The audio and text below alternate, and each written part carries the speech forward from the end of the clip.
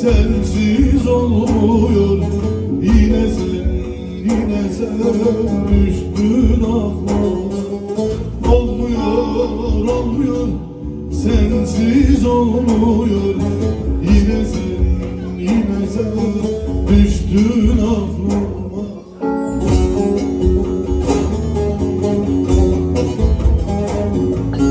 Bitmeyen bu çilem nedendir neden? Aşk fermanı dinlemez, bilmem ki neden.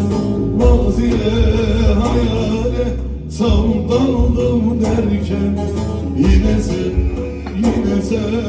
düştün aklıma. Maziye hayale savdaldım derken yine sen düştün aklıma. Hanımlar sana gelsin, bize sana gelsin.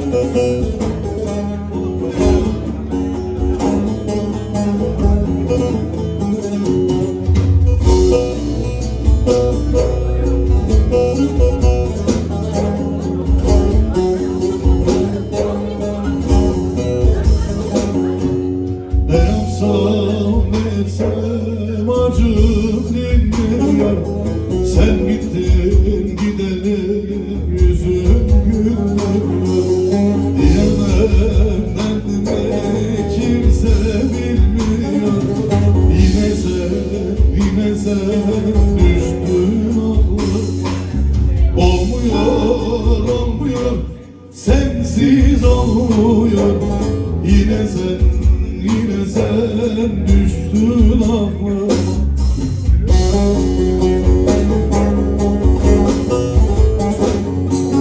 Bitmeyen bu çile nedendir neden?